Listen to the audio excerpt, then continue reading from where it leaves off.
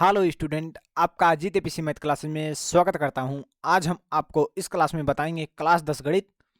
Chapter का नाम है त्रिभुज, अध्याय 6, प्रश्नावली 6.2 का क्वेश्चन नंबर 4 को सॉल्व करेंगे।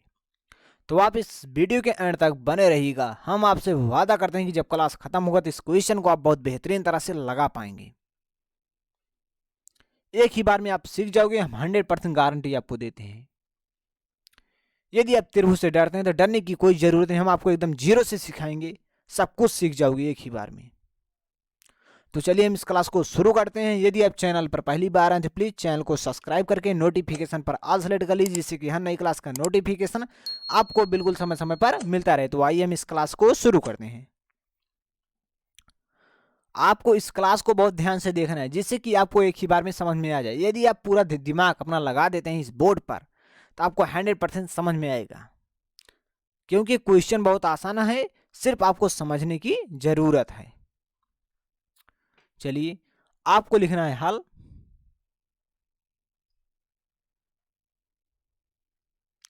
हल आपको लिखना है त्रिभुज BAC में, BAC में इतना आपको लिखना है। ठीक, उसके बाद हम आगे के पॉइंट को आपको समझाते हैं। ठीक, उसके बाद आपको लिखना है DE समांतर क्या है, AC है। आप देख सकते हैं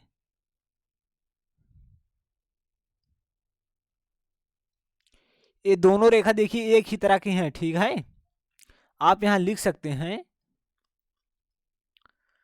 DE क्या है, DE समांतर क्या है, AC है। दोनों रेखा आप देख सकते हैं एक ही तरह के हैं। ये दोनों रेखा क्या है, एक दूसरे की क्या है, समांतर है। जब समांतर है तो आप आधारभूत समानुपातिकता प्रमेय के अनुसार, प्रमेय 1 के अनुसार आप लिख सकते हैं। आप क्या लिख सकते हैं, BE बटे EC,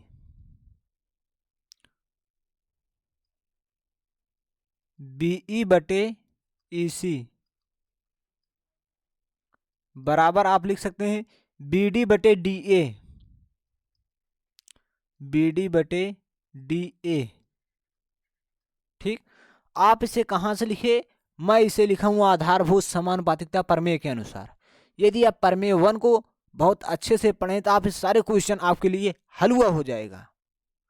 जिस प्रकार हलवे को चिम्मा से उठाकर खा लेते हैं, उसी प्रकार आप इसे भी खा लेंगे एक ही बार में, और हजम हो जाएगा, हमेशा हमेशा के लिए याद हो जाएगा।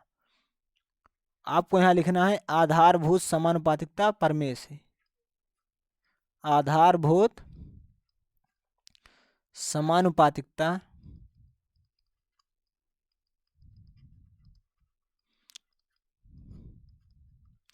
प्रमेय से।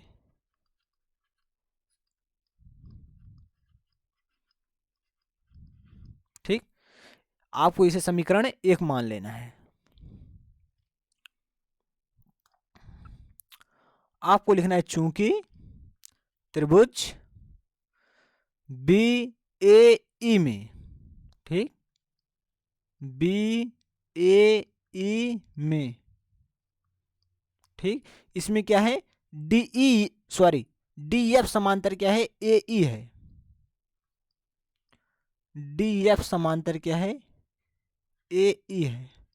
ये आपकी जो D क्या है, DF समांतर क्या है, AE है। ये दोनों रेखा देखिए एक दूसरे के समांतर हैं, और यहाँ आपकी DE समांतर की थी, AC थी, मैंने यहाँ लिख दिया है। ठीक,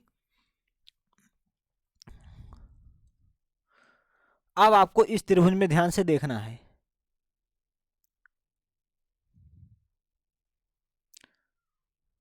इस त्रिभुज में आपको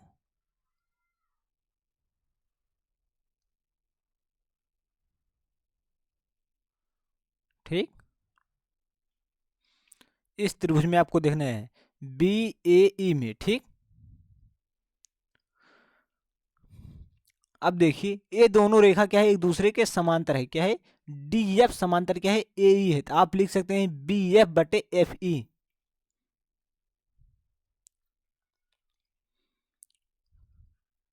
BF बटे FE बराबर हम लिखेंगे BD बटे DA, BD बटे DA। मैं इसे कहाँ से लिखा हूँ? आधारभूत समानुपातिकता प्रमेय के अनुसार लिखा हूँ। आधारभूत समानुपातिकता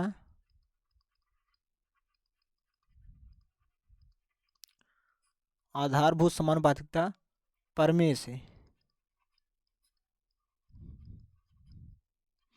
ये आपका समीकरण 2 है। ठीक, आपको लिखना है समीकरण 1 और समीकरण 2 से।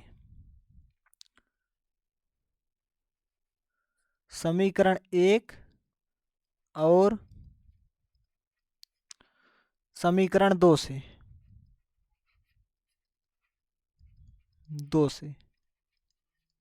ठीक, आपको ध्यान से यहां थोड़ा समझने की जरूरत है। देखिए समीकरण 1 में आपका क्या है?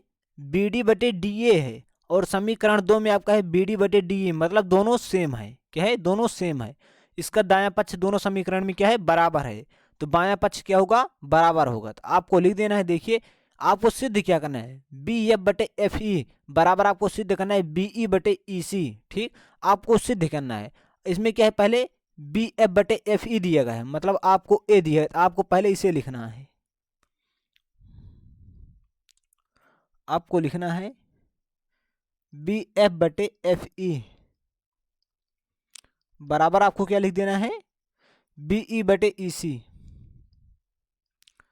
BE बटे EC। ठीक, देखिए यही सिद्ध करना था, मैंने सिद्ध कर दिया।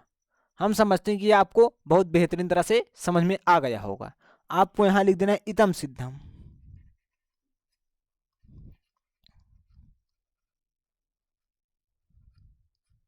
ठीक, इतम सिद्धम इस प्रकार से आपको लिख देना है।